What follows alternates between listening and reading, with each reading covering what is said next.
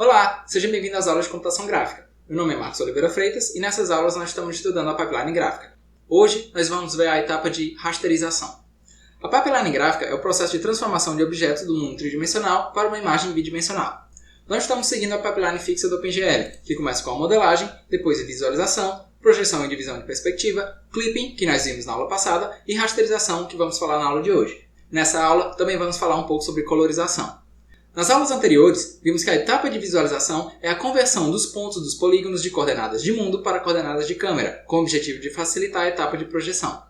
A projeção é a etapa mais importante da pipeline, porque ela é responsável por preparar a transformação do mundo tridimensional para o mundo bidimensional. Existem dois tipos de projeção, a paralela e a perspectiva, e nós vimos o que são e como trabalhar com eles dois. O volume de visão é a região que tem os objetos que vão ser desenhados na tela. Na projeção ortográfica, esse volume é um paralelepípedo, e na perspectiva, o volume é um tronco de pirâmide. Nós vimos que a etapa de projeção e a divisão de perspectiva transformam esses volumes de visualização em um cubo de tamanho 2x2x2 centrado na origem, chamado de espaço normalizado. A projeção é a multiplicação de um ponto em coordenadas de câmera por uma matriz, e a divisão de perspectiva é a divisão das coordenadas x, y, z e w pelo valor armazenado em w. Na aula passada, nós vimos o clipping, que serve para determinar os objetos ou as porções dos objetos que estão dentro do volume que vai ser projetado, ou seja, dentro do espaço normalizado. A primeira fase, chamada de culling ou de backface removal, serve para determinar as faces que estão apontando para a câmera, as front faces, e eliminar as que não estão apontando, as back faces. Essa fase acontece em coordenadas de câmera e testa o valor z da normal de uma face. Se esse valor for positivo, a face continua na pipeline, caso contrário, ele é removido. A segunda fase serve para eliminar as faces que estão totalmente fora do volume de visão. Isso acontece no espaço normalizado, testando se todos os pontos do polígono têm x, y ou z menores que -1 ou maiores que 1. Entretanto, essa fase acontece depois da aplicação da matriz de projeção e antes da divisão de perspectiva, testando os valores de x, y e z com o valor armazenado em w. Se isso acontecer, o polígono é removido da pipeline, caso contrário, ele é mantido na pipeline. A etapa de clipping serve para determinar as porções do polígono que estão dentro do volume de visão normalizado. Esse clipping é feito plano a plano do volume normalizado. Em cada teste do clipping, partes ou porções do polígono podem ser eliminadas ou não. Caso o polígono seja totalmente eliminado, ele não segue para a próxima etapa da pipeline. Caso alguma porção do polígono permaneça, essa porção segue para a etapa de rasterização. E essa etapa de rasterização é o tema da aula de hoje. Finalmente, vamos descobrir qual é o fragmento de um triângulo que deve ser exibido em um pixel. Uma imagem bidimensional é uma matriz de pixels, e cada pixel tem que ter uma informação de cor. Como isso envolve a parte de colorização, que nós não vamos entrar em detalhes, nós vamos focar em encontrar qual é o triângulo, ou qual é o ponto de um triângulo que deve ser desenhado em um pixel. Esse ponto desse triângulo é chamado de fragmento. Ele é um candidato a ser desenhado em um pixel. Ele é só candidato porque pode ser que chegue um outro polígono depois que esteja na frente dele, e esse fragmento então deve ser descartado. Nós vamos falar mais sobre isso daqui a pouco.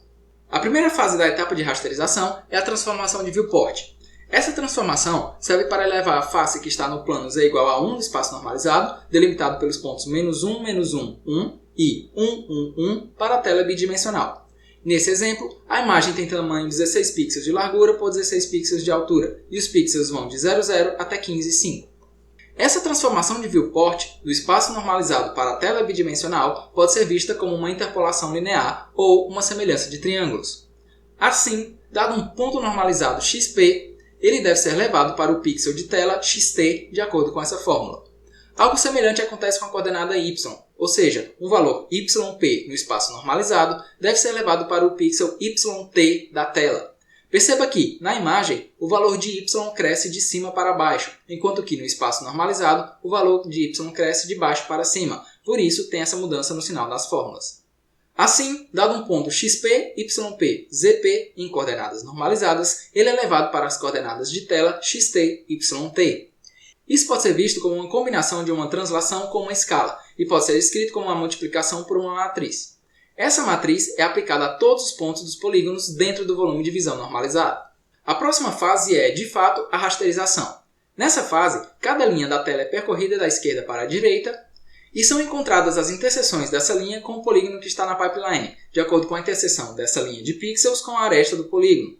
Com isso, são determinados os pixels inicial e final dessa linha da tela que estão dentro do polígono. Vamos analisar só uma linha da rasterização. Esse processo de pegar uma linha e percorrer ela da esquerda para a direita também é conhecido como scanline. Então, vamos fazer a scanline dessa linha. Quando esse polígono chegar a essa etapa, essa scanline vai ser testada contra as arestas do triângulo para determinar o pixel dessa linha, que é o primeiro a cruzar o polígono, e o pixel dessa linha, que é o último a cruzar o polígono. Ou seja, qual é o primeiro fragmento do polígono e qual é o último fragmento do polígono nessa linha. Essas contas para determinar o primeiro e o último pixel são bem parecidos com as contas do clipping que nós vimos na aula passada, e eu não vou repetir aqui. Assim, são determinadas as coordenadas xi e yi desse primeiro pixel da scanline e, analogamente, as coordenadas xj e yj do último pixel dessa scanline. Esse mesmo procedimento é feito em todas as linhas da tela, em todas as scanlines. Uma vez determinado o pixel inicial e o final, todos os pixels intermediários também são internos ao triângulo e são fragmentos desse triângulo que devem ser desenhados na tela. Agora, vamos dizer que tenha chegado um novo polígono a essa etapa. As scanlines são feitas e são determinados os fragmentos desse polígono que devem ser desenhados na tela. Perceba, entretanto, que alguns pixels têm dois fragmentos, um para o polígono que tinha chegado antes e outro para esse polígono que acabou de chegar. E aí, qual é o polígono visível naquele fragmento? O atual ou o novo? Para decidir isso, nós precisamos utilizar informações de profundidade, ou seja, da coordenada z, e o algoritmo que faz isso é conhecido como z-buffer. Então vamos voltar à transformação de viewport. Do jeito que nós tínhamos feito anteriormente, a informação de z tinha sido eliminada. Então vamos manter essa informação, adicionando essa última linha na matriz de transformação. Perceba que esse vetor xt, yt, zp é um vetor bidimensional em coordenadas homogêneas, porque a informação importante são os valores xt e yt da tela, e ele tem um valor auxiliar zp que vai ajudar no algoritmo do z-buffer. Uma vez que cada vértice do polígono em coordenadas de tela tem informações de profundidade, essa informação tem que ser encontrada também na scanline. Então, nos fragmentos inicial e final, não são encontrados somente os valores de x e y, é encontrado também o valor de z, também por interpolação linear ou semelhança de triângulos, usando a mesma fórmula para encontrar o valor de x. Uma vez encontrados os valores de z do fragmento inicial e do fragmento final, os valores de z dos fragmentos intermediários também são encontrados por interpolação linear. Ou seja, o valor de zi foi encontrado por interpolação linear entre z1 e z2, o valor de zj foi encontrado por interpolação linear entre z2 e z3, e o valor de z do fragmento intermediário zk é encontrado por interpolação linear entre zi e zj. Esse processo é chamado de interpolação bilinear, porque é a combinação de uma interpolação linear a partir de valores linearmente interpolados. Para armazenar esses valores de profundidade de cada pixel, o algoritmo de z-buffer utiliza um buffer do mesmo tamanho da tela que guarda o valor do z atual de cada fragmento de cada pixel. Então, finalmente, o algoritmo do z-buffer funciona assim. Cada pixel tem um fragmento de um polígono e um z atual, que é o z daquele fragmento, guardado no z-buffer. Quando chega um novo polígono, o fragmento de um pixel é encontrado e precisamos determinar se esse novo fragmento deve substituir ou não o fragmento anterior, baseado se esse fragmento está na frente do anterior ou não. Para isso, é feito o seguinte teste. O z desse novo fragmento é maior que o z que está armazenado no buffer? Se for, o polígono é trocado e o valor de z é atualizado. Se não for, é porque o polígono atual está mais à frente desse novo polígono e nada mais precisa ser feito. Para ficar mais claro o algoritmo do z-buffer, é necessário entender o que é o frame buffer. O frame buffer é uma matriz de dados, um dado para cada pixel. No frame buffer, existe o color buffer, ou buffer de cores, que é uma matriz que armazena as cores dos pixels, e o depth buffer, ou buffer de profundidade, que armazena o z de cada pixel utilizado no algoritmo do z-buffer. O color buffer armazena 3 informações das cores dos pixels, uma informação para a componente R, outra para a componente G e outra para a componente B. Cada componente ocupa 1 byte, então são 24 bits por pixel. Essa matriz é inicializada com a cor de fundo, normalmente branco ou preto. O buffer de profundidade é uma matriz de profundidades, que é inicializado com a menor profundidade. Como estamos partindo de um espaço normalizado, a menor profundidade é -1. O algoritmo do z-buffer faz justamente isso. Ele testa a informação do z-buffer. Se o z novo de um pixel for maior que o z atual armazenado no buffer de profundidades, então ele atualiza o z-buffer com a profundidade nova e atualiza o color buffer com a cor do novo pixel. Em OpenGL, em vez de pixel, é chamado de fragmento, que é um candidato a pixel. Ele é um candidato porque ele pode ser substituído por outro fragmento de um polígono que chegar na pipeline. Falando em color buffer, vamos falar rapidamente sobre colorização. Lá no início de tudo, lá na etapa de modelagem, são definidas as propriedades de material para cada vértice de cada polígono. Essas propriedades podem envolver cor, RGB, vetor normal, x, y, z, e coordenadas de textura, S e T, dentre outras informações. Essas informações são propagadas pela pipeline até a etapa de rasterização. A única coisa que sofre alguma modificação durante a pipeline toda é a normal dos vértices, que sofre transformações de visualização, projeção e divisão de perspectiva e estão no espaço normalizado. Assim, nas scanlines, quando são definidos os fragmentos de um polígono, é necessário definir a cor desse fragmento para armazenar no color buffer. Felizmente, qualquer propriedade daquelas RGB, X, Y, Z, S, T é encontrada por interpolação bilinear, primeiro nos fragmentos inicial e final da scanline, e depois nos fragmentos internos da scanline. Essa interpolação bilinear também é aplicada na etapa de clipping, quando as partes dos polígonos são removidos e novos pontos são criados para o polígono.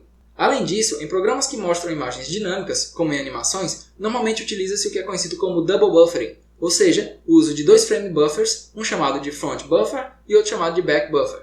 O front buffer é o buffer que está sendo exibido para o usuário, e o back buffer é o buffer que está sofrendo a rasterização, onde a nova imagem está sendo gerada. Uma vez terminada a rasterização, é feita a troca dos buffers, e o back buffer vem para frente e o front buffer vai para trás, e a nova imagem é exibida para o usuário. No OpenGL 2.1, tudo isso que a gente falou deve ser definido pelo programador.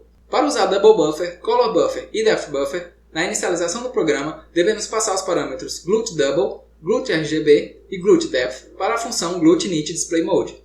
Para ativar o algoritmo de ZBuffer, temos que dar o comando GL_Enable, GL_Depth_Test. E devemos dizer qual é a cor de fundo com a função GL_Clear_Color. A cada redesenho, temos que mandar o algoritmo reinicializar o frame buffer, com a função GL_Clear, passando os parâmetros GL_ColorBufferBit para inicializar o buffer de cores e o GL_DepthBufferBit para inicializar o buffer de profundidade. No final de cada redesenho, temos que mandar trocar o front e o back buffer com a função GLUT_SwapBuffers. Isso termina a aula de hoje, que nós falamos sobre rasterização e um pouco sobre colorização. A primeira fase é a transformação de viewport, que leva os objetos do espaço normalizado para o espaço de tela, preservando a coordenada Z que estava no espaço normalizado. A rasterização é a etapa de encontrar os fragmentos dos polígonos na tela. O algoritmo do ZBuffer determina qual fragmento está escondendo qual fragmento, fazendo testes de profundidade interpoladas bilinearmente. A saída da etapa de rasterização é o fragmento de cada pixel, que é utilizado para determinar a cor no Color Buffer. Isso encerra a aula de hoje. Na aula que vem, vamos fazer uma rápida revisão de toda essa pipeline. Obrigado por assistir e até a próxima. Valeu!